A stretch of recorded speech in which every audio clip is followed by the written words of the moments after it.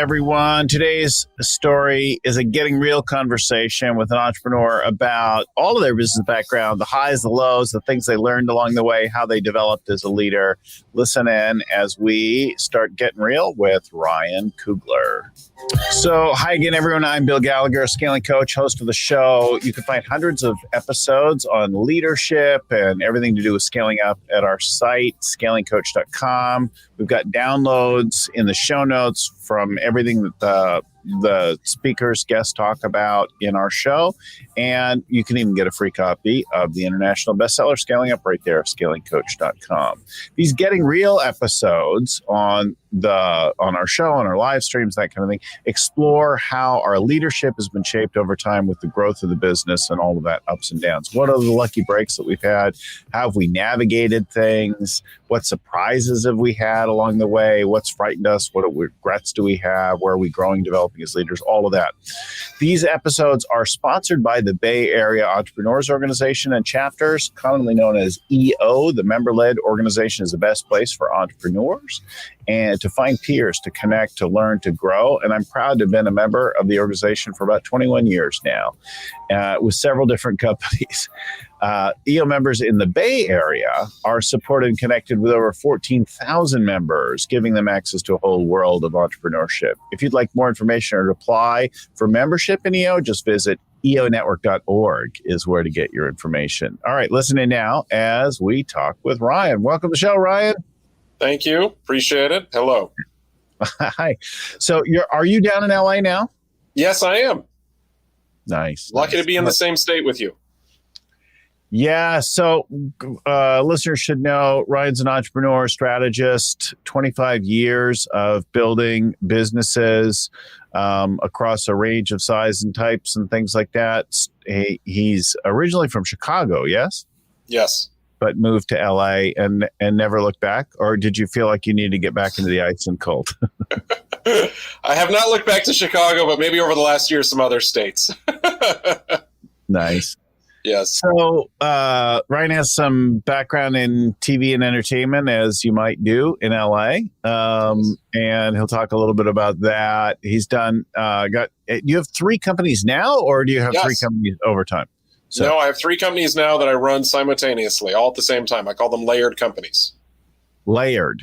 Yes, which means all the employees work on all 3 companies. So every day is like a new day. They're doing something else. So the person who is doing this is working on the other 2 companies as well.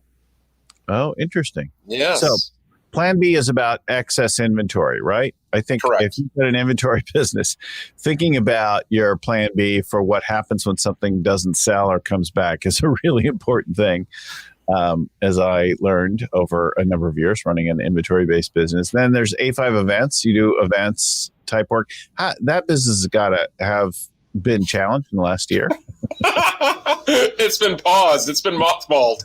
Yes, our last event, I think, was March 7th of 2020. And then everything got canceled, rescheduled. We are now starting to book again. Things are opening back up, but not until fall. So we've had nothing to do in the last year other than keep rescheduling. But you haven't done any virtual events. You didn't No. go. I've actually stayed away from that. Our customers have asked us to, and I've just been nice and said, you can really do the virtual event yourself. Just get the software. I'm going to charge you to do it, and you could really almost do it for free. And I'm kind of a touchy guy, which means not touchy is a bad sense, but I'm the physical guy who knows how to put on a physical event running, thousands of people at a time. So when it comes to virtual and software, that's not me. That's just not my brain chip.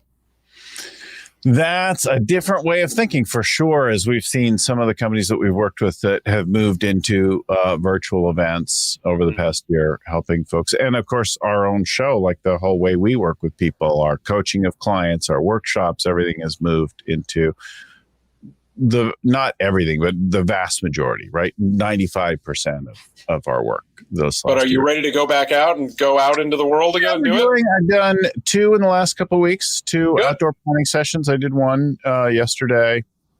We did one last week. We started to do, and when the weather was cooperating, we would do them if they were somewhere somewhat nearby or could be nearby. We would do like these outdoor things, and I actually kind of like the outdoor thing better than being in a meeting room or a hotel room or that kind of thing. So I like that aspect Right. of it. A It lot. is nice outdoors. Yeah. All of my events are mainly outdoors, But when the running weather charity runs. changes, Yes. when the weather changes, things are different. So and then the teams that we would work with in other parts of the world, right? That is changed in that way. It just means that I have to either work very late in the evening or work very early in the morning at Lucy too in taking care of people. So, Right. we have a workshop coming up in Southeast Asia next week. It'll be in our evening time here. We'll do it remote from a studio. Vern and I are doing together. So we have things like that. But That's good. Well, it's fun to get back to work and start doing events again. so you've got that, and then you've got a content company, yes?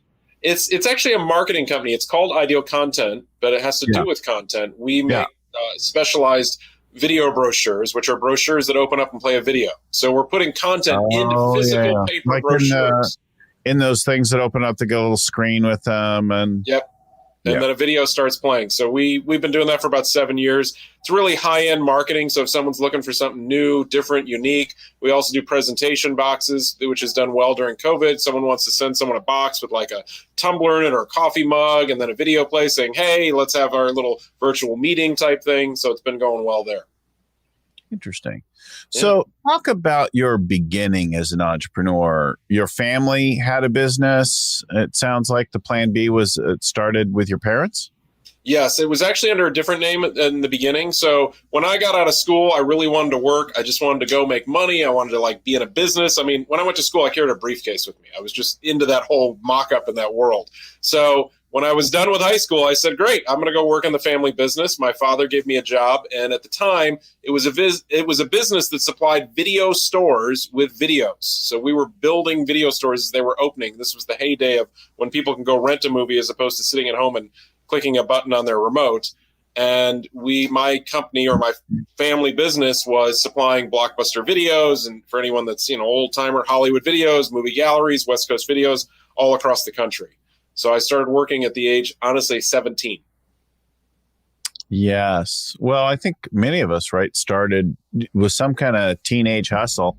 Yes. That was my teenage hustle. I loved it.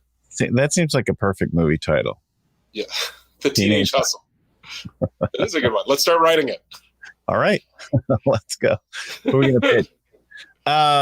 Right. Who's it going to feature? It sounds like an old Houston movie or something like that. Yeah, it could be. So what was that? How's that evolved? Right. What kinds of stuff do you do today with that business? Okay, so how it evolved is really when I came into the family business and I became a buyer. I was just buying videos, movies, and bringing it. They were coming into the warehouse and then they were shipped out to the video stores. And how it turned into an entrepreneurial, should I say, scaling level is basically what I wound up doing was I basically went to the receptionist and said, any odd call you get, anything that's weird, I want it. Okay, so I got the first odd call, which was really, interestingly enough, someone saying, hey, I have 50,000 movies for sale. And they came from McDonald's, Happy Meals, when they had the toys in the Happy Meals. They were actually putting movies in Happy Meals at the time, but it failed. And they called us with the inventory. And I went, this is interesting. So I said, let's do this deal. Let's buy it. Let's take the jump. Let's do something different. Let's get out of the norm, out of the box, because I wanted something different. And we made the purchase and we sold the product, the movies, to Target stores. Actually, the invoice and the PO is right behind me because that was the start of my entrepreneurial life.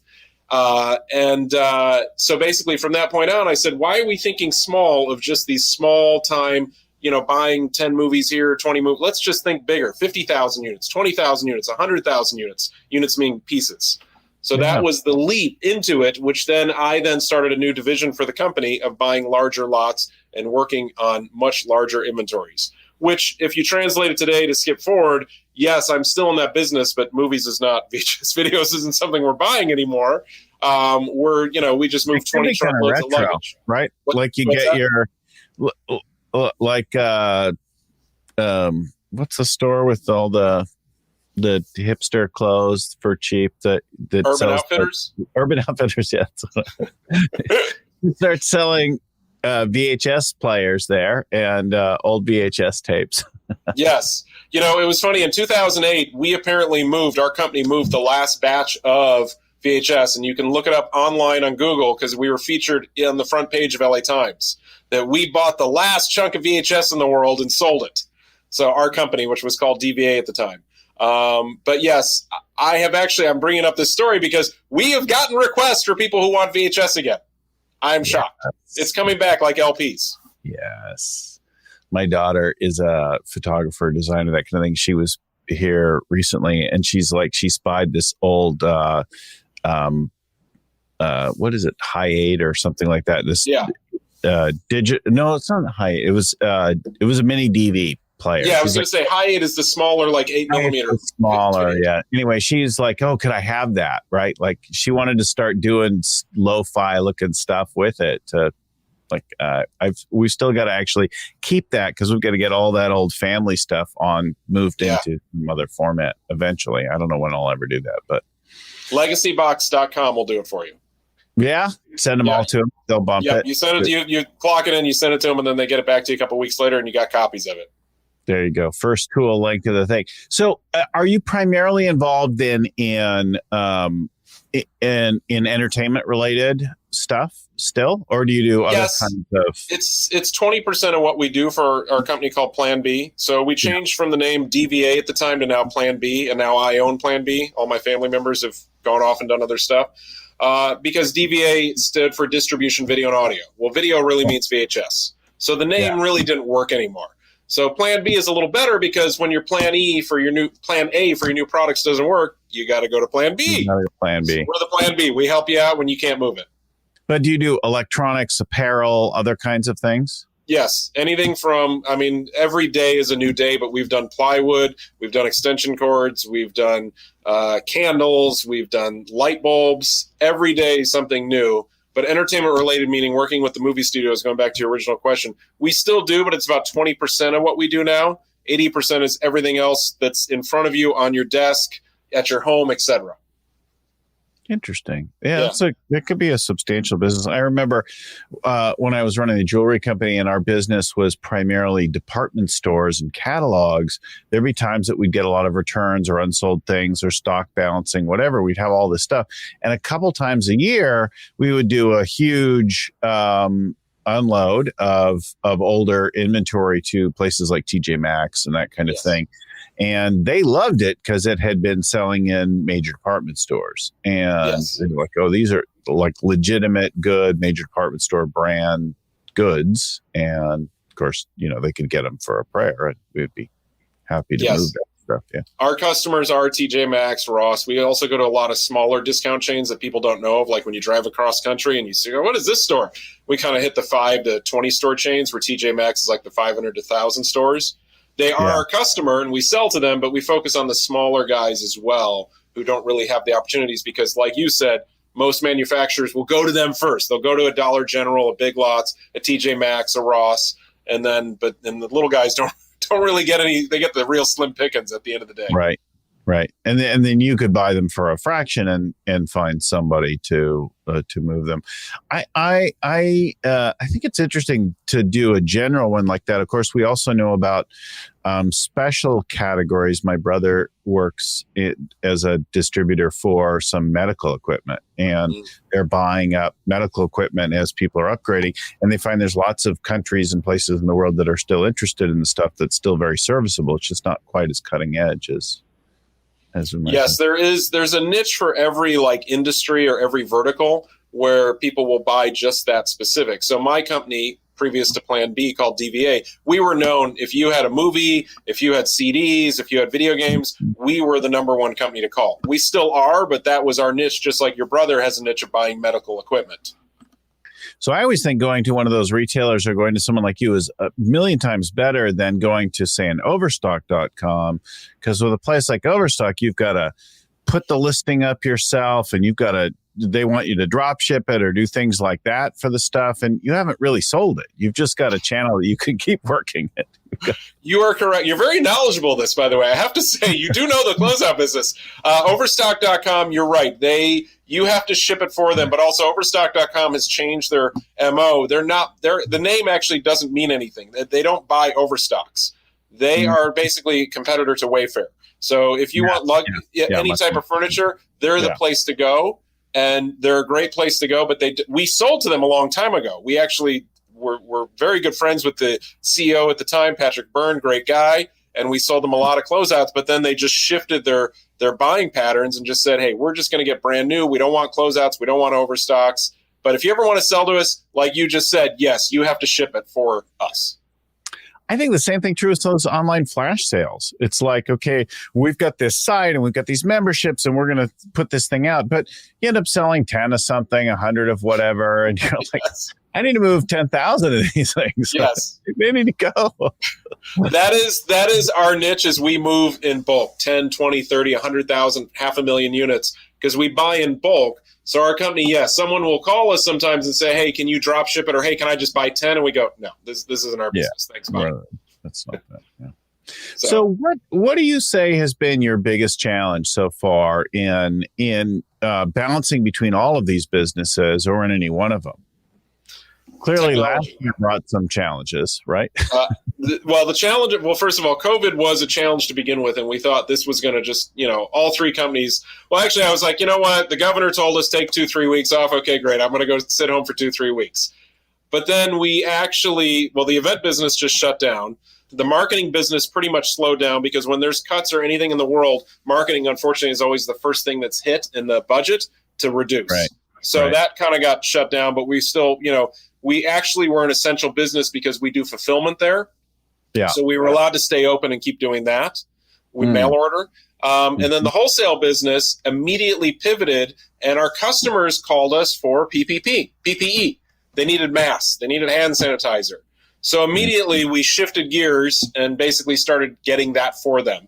And but beyond the challenge of COVID or whatever else is going on, technology is the biggest challenge. So behind me is a purchase order from Target. So in the old days, as you know, a PO was just handwritten on a piece of paper. Now it's used something called EDI, and it's all technology and computer-based and software-based. So anytime someone wants to buy something from you, it's software. And you always have to download new software. So it's constantly use this software, download here, update here. I mean, even you write a letter in Word 2 years ago, now you do it now. And now there's spacing. So you got to go find how do you make it so there's no spacing in Word. So there's constantly changes in technology with emailing. So that is our biggest challenge, is just staying up with the technology of what's the latest and the greatest to use, whether it's making a phone call, whether it's sending an email, whether it's sending a package. Yeah, because your business is pretty basic, right? Like, we buy and sell things. We find opportunity. We help people do stuff, right? We put things together. But that interface is a big thing. I mean, we had the same kind of thing. And for both our old business as well as many of our clients, one of the most difficult, expensive, and yet important things you could do is like implement an ERP system. Not everyone uses EDI, but if you're doing major trading or working in certain industries, you're going to use EDI. And then you've got to get not only comply with things and get the interfaces to your system, but you've got to get like a gateway partner who's going to provide the interchange, because nobody's system wants to talk directly to. And it all feels very antiquated in some respects. Like the EDI system is a whole very antiquated system that's now being bolted or interconnected to very modern systems. Yes, and then each retailer that we sell to, whether it's TJ Maxx, Dollar General, Walmart, has their own, and then you got to go work with their carrier and then pay the monthly fee with them. So the challenge is anytime we get a new account, which system do you use? Okay, now we got to go work with this guy to go do it. So we're working with 10 different vendors with 10 different retailers just to get a PO. So that's our challenge. Did you ever have this thing where the buyers would send you POs with heavily macroed Excel files that you had to send back to them in certain ways with all of your data structured? I mean, some of the big online retailers will do that. Also, some of the major brick and mortar retailers do that kind of thing. Yes, they do. And then on top of that, because this, is the routing guide and the chargebacks. So if you're selling to, so you sell to a retailer, you now have to read this yellow page book of the routing guide. And then if the pallet that you put it on has just a nail sticking out, that's a $2 charge right there. So that's the other thing. You're like, oh my God, really? So anyway. So years ago, I'll tell you a story, and I'm sure you'll have a good one in return. We had been courting, really excited about doing business with the Federated Group, which includes Macy's and others, right? Yeah. Bloomingdale's and so on. And we, so it was very exciting. This is really big leagues, and we'd sold to quite a few major department stores, but this is the biggest of the groups that for our category and that kind of thing. So super excited. Oh, so much on the line for this whole thing. And we're going through the whole handshaking process to get our EDI talking to each other and get like they want to approve the labels that you're sending on the boxes and the product and things like that. And they were giving us a hard time about every single thing. And we'd heard notorious stuff about it. And so at some point I'm like, our labels are getting rejected for nonsense, right? Right. Yeah. They look at it and just go, we don't like the color of the label. It's too faint or something like that. Or there's some pinhole things. You're not getting a uniform enough transfer. I remember, yes. So I called the buyer and I'm like, this just is ridiculous. We've been doing this for a long time. Our stuff works. Can you help? Can you intervene? Right. And the buyer was super, super harsh with me. And no other conversations had ever been pleasant. Right. Yeah. Just one of those buyers. In the middle of the conversation, I said, maybe we shouldn't be doing business together. And they were gobsmacked. They were I can't believe, really, got really insulted and offended and are you kidding me? And I've been working really hard on this. And I'm like, well, if this is what it's like in the courtship phase, I just can't imagine what the marriage is going to be like. Maybe we're not meant to work together. And we talked for another 10 seconds or something. That was the last time I ever talked to them. And I still look back to that was a huge relief. I realized, wow, I just dodged a bullet there of heartache and chargebacks and things endlessly. You did, actually. And that's actually a policy. It's something that we have in our office. If we're trying to purchase something, sell something, and it takes a long time just to get it approved, we walk away from the deal because we know later on it's just going to be even worse later. So you did the right thing there. And I've had situations like that where it's just you know what? It's taken us a week just for you to buy 1,000 light bulbs. We're done. We'll move on. We don't want to deal with this. Yeah, it's too much. Life is short. So do you have any big regrets? Do you have anything like that you wish you hadn't done? My quick answer, that's always what I go with. The answer is no so far.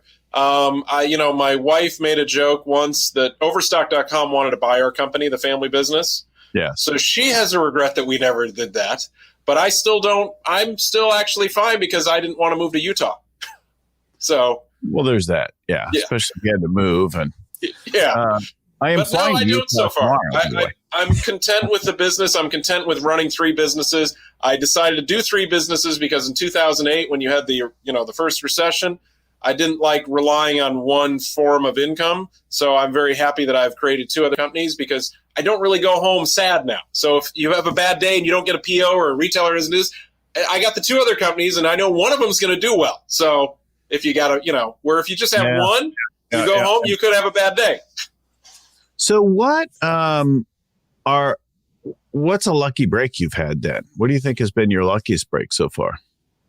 I think, honestly, the story I told you, how the guy called us with the McDonald's VHS videos, because that's what made me jump and go, let me think outside of the box here. Let me move on. Why are we just dealing with, a video store, which, by the way, only holded 2,000 videos at the time, VHS videos, movies. Why not think bigger, 10,000, 20,000, 100,000?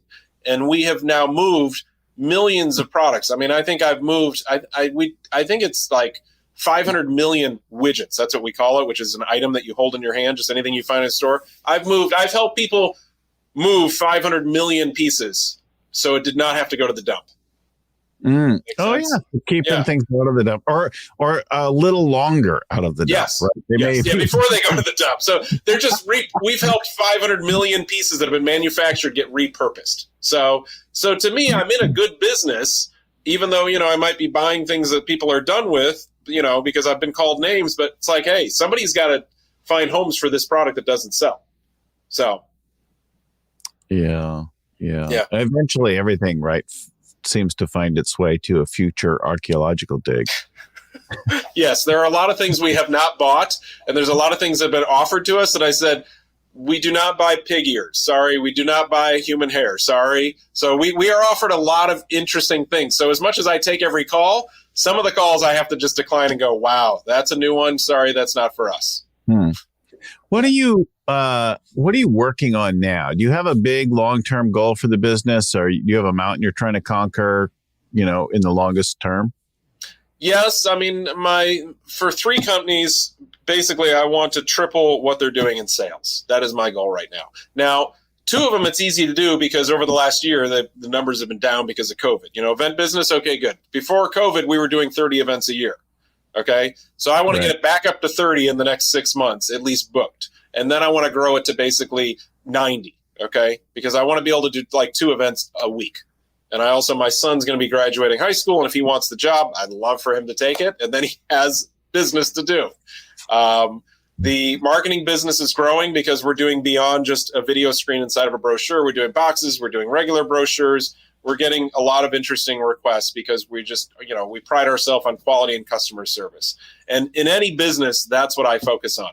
I don't want to be the cheapest, okay? Because when you pay less, you get less. I want to be the best. High quality, great customer service, great communication. That is the key to me in business. Sure, you can find people that want to make products that are cheap. I don't want to do cheap. Yeah, I found there's, I think, a lot of people who are trying to figure out how to sell things right now. Like trade shows went away, conventions went away, and people are like, wait, that's when I used to do some of my big orders and big meetings and that kind of thing. So they're working around that kind of thing. And in fact, we were setting up earlier today a virtual booth and a virtual conference. And I'm like, I don't know how that's going to go, but we shall see. I know. We're doing one next month where we're basically like this, and we're talking to the buyers. And I'm like, this will be interesting. Let's see how this goes. I'll try it. And I actually went to a convention last week in Dallas, and it was interesting. It was in a ballroom. It was a third of the booths, and it was like, okay, but when I talked to the different booths, they're like, yeah, the buyers just aren't the same buyers anymore. But that's like Texas and Florida, where there's like no rules at all. You can just French kiss anyone on the street. And breathe on each other and whatever. Sing right in each other's faces. That's right. So, so a quick reminder to our listeners that our episode is sponsored by the Bay Area Entrepreneur Chapters, commonly known as EO. This is a member-led organization for entrepreneurs where they can find peers, connect, learn, and grow. And I've been a member of the organization for over 20 years now across several different of my companies. Our members in the Bay Area are supported and connected to over 14,000 around the world. So they've got access to a whole world of entrepreneurship in people in different industries and that kind of thing, all trying to do the same kind of thing, sharing the same DNA, the same affliction of being an entrepreneur. If you're interested in membership, would like to know more about EO or any of the EO programs, go to eonetwork.org. So, what are you grappling with right now? What's next in your leadership journey and in growing your companies? What's the challenge in trying to triple these businesses? So for event business, it's for the world to open back up, obviously, for large gatherings to be. Yeah. And then for anyone that is willing to, one of the events that we are booked for, which I know will happen, is in Dallas, actually. So, but following all COVID rules and protocols, because as an event producer, yes, we have to, make sure there's, proper PPE on hand and people spaced apart and so forth. So we're doing that and just learning what the rules and recs are to do that so people feel safe and happy, and then to grow the business. The marketing business, as more companies open back up and more people go to work, You're going to have more people needing more marketing again, which is good. So over the last year, we have survived, and I know some competitors didn't, and I feel for them, but we survived, and it's probably because I have 3 businesses. So when one business kind of went away and fizzled away for a year, I was able to work on 1 or 2 or the other ones and still not have to file bankruptcy or go get a job somewhere else. The last one with Plan B, our liquidation wholesale business, we're going to keep doing well there because there's a lot of, you just take what took place in Egypt. There's a lot of backup traffic right now with people not getting products, okay? Where products delayed, shipping is delayed. If anyone's listening who's in the shipping business, they understand shipping has doubled and quadrupled because of less people, less trucks, less equipment out there. So we're going to keep helping people find homes for inventory, and people like TJ Maxx and others will call us needing product because they couldn't get it when they needed to with whatever they ordered from overseas. So what do I see the challenges? Just working with people and getting people, who might have been working from home, back in the saddle of working and doing whatever their normal job is back in an office environment and just rolling with the punches there. Did any part of your business grow surprisingly last year? Did you have? Yes. Our wholesale business grew because we started selling gloves and masks.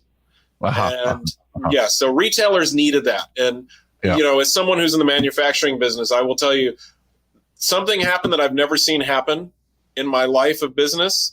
And that was when it was actually like a year ago today. Today is almost the anniversary. When the 2 weeks were up, retailers started calling us left and right. The phone did not stop ringing, needing PPE to get people back in the stores again.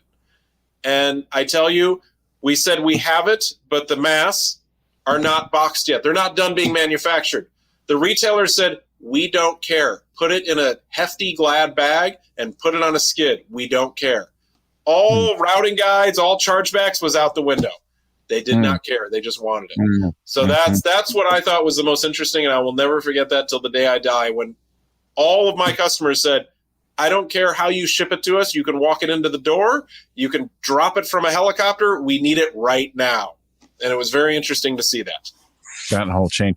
What's been the hardest part, probably the last year, but it could have been some other time for you personally as a leader? Like, where were you most confronted, afraid, at a loss for a plan? What do you notice about anything like that?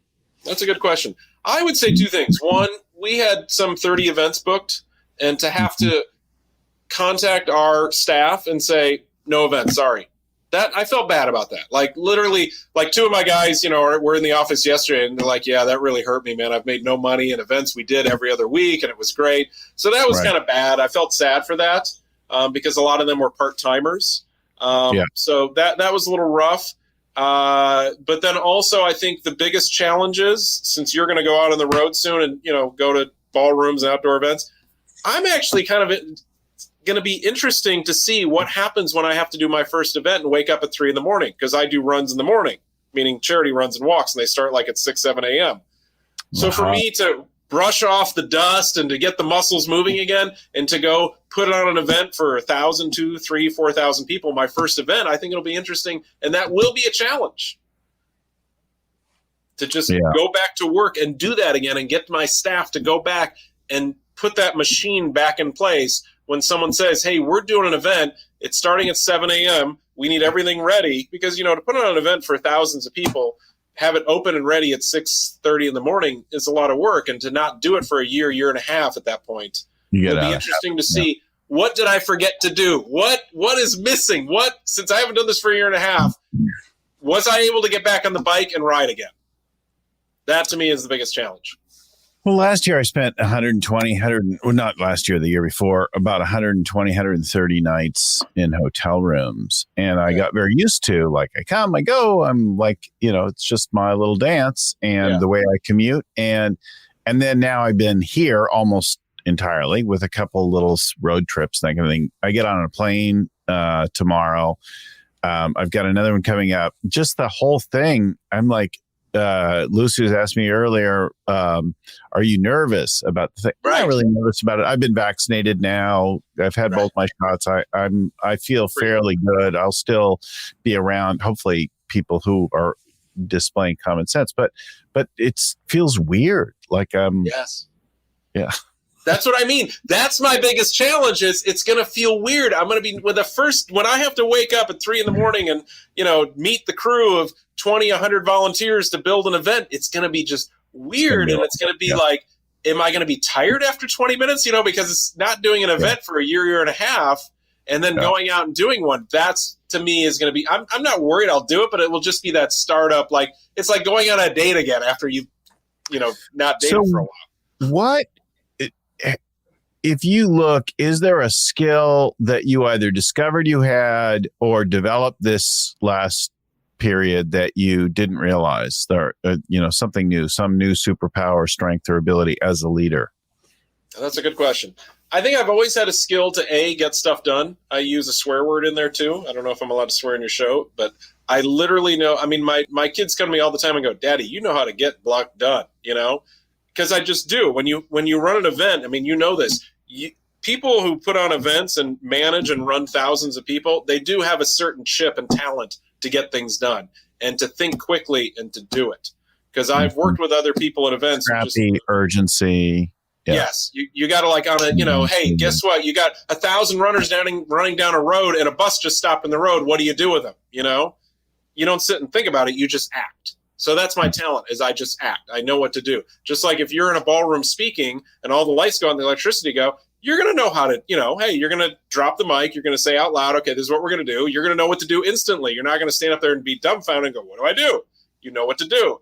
So the talent is I know what to do if something goes wrong, and I know how to get something done, and I know how to get a hold of somebody if I need to, and what to do where others might not.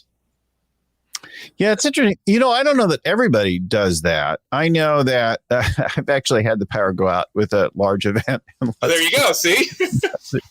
But I've also watched people when something goes off, the wrong slide is up, or it doesn't work as you expect, or the sound goes out, and they lose their cool. And they start to have a whole freak out. We've seen celebrities do this at major events. And it looks bad, like it throws it. But if you're kind of like, well, look at that, the power's out. All right, who's got a candle? Right. And you play with it. You're like, okay, everybody just chill out. It's going to be okay. Nothing else has happened, right. Or you roll with it like, oh, that's not what that slide's supposed to say. That somehow, like if you can embrace the reality, there's something kind of cool that can happen with it. Yeah. So you and I both are on the same page. We have the same talent. We know how to do it. We know how to play it off. We know what to do to fix it quickly. So that's my talent. That's what I know how to do. Yeah, that's very good. Yeah. And did some new talent come up in the last year? I think that using the talent I just mentioned, I mean, when retailers called us a year ago today and said, hey, I need this stuff right away, right now, we acted. We knew how to handle it. Did I outperform better than maybe a competitor or someone else? I think so. And I will say that we just ran with the punches because also, there were a lot of new, like I mentioned before, challenges. There were a lot of new technology challenges in place. Like we learned during COVID, when COVID started, banks wouldn't let you wire X amount of money. You had to wait 24 hours. And this was a new law they just put in place because they were concerned about the economy. So we had to roll with the punches there where we had to pay vendors and we couldn't get them the money because the bank wouldn't let us wire them. Not because we didn't have the money. The bank just said, sorry, you have to wait 24 hours to send that much money. And we're like, what rule is this? Why is this in place now? So you just have to think quickly, jump on your toes. Okay, good. Let's do this. We have another bank account here. We can send the money from there, blah, blah, blah. Yeah, it's funny how some of those constraints can show up. I did a series of CEO workshops in Pakistan once, and getting the travel arranged and that kind of thing. And there's banking restrictions. Same thing working with Nigeria. There's definitely some concern about banking interactions with Nigeria because of some history there that our people in banks have had with pretend royalty and whatnot in Nigeria. Yes. Yeah. So, so, I mean, we're both on the same page and that's the purpose of your show is you're talking to people. We're displaying and talking about our talents so that people can go to the next level and go, I can do that, because sometimes it just does take either hearing someone, looking at someone, watching someone do it, and then they realize they can do it, or they just do it upon themselves. Yeah. So, best advice for your younger self. You go back and talk to your younger self, finishing school, starting your career, what would you say now with some years of experience? Well, my first advice that I've always followed is do it now. Basically, just decide and do it. Don't sit and think about it. So that should be just a given in any entrepreneur, and I think that they already have that. The more you sit and think, and the more you sit and ponder, and should I do this? Should I do that? Time's going to go on, and you're going to lose whatever sale or whatever deal you're trying to do thinking about it. Just do it. Make a decision. But my advice that I wish my family would have told me, or my parents or someone, start saving money and investing money at an earlier age. Because it's fun when you're out of high school, college. Hey, I want to go do this. Okay, let's go rent a car. Let's go fly here. It's great. Okay, let's go buy tons of clothes. But if I started saving and investing earlier, I think I'd be in a better position today, especially if you just look at the stock market and what it's at today compared to what it was at when I was 17. I remember when it broke 2,000, and I was in high school going, wow, it broke 2,000. And now it's breaking 1,000 or 2,000 every other week these days. So that is my advice, is do whatever you can to save whatever money you can and just start investing it in all the stuff you see on the news. Well, if you've got cash, you've got peace of mind, you've got options, you can seize opportunities that present themselves in the moment when other people are panicked. Cash makes all the difference in taking advantage of fluctuations in the world, right? Yes. If our show helped you, please share it with somebody else right now. Like it, subscribe it, and wherever you get them, and you'll get them every week. You can also go to scalingcoach.com, subscribe there. You'll get our email updates with all the shows and that kind of thing. Drop us a line, send us your comments, feedback, everything else to info@scalingcoach.com. That's our email, info@scalingcoach.com. Big thanks to Vern Harnish, author and creator of the Scaling Up Framework. Lucy Summers is working behind the scenes to produce our show, getting things scheduled, guests prepared, things like that, promote the show, distribute it like that. Our audio is edited by Albert Burge at Podfly Productions. Our show notes are written up by Ein Kadena and proofread by Tim McGowan. Thanks again, everyone. And thank you, Ryan, for joining us on the show today. Everyone, keep scaling up. We'll talk to you next time.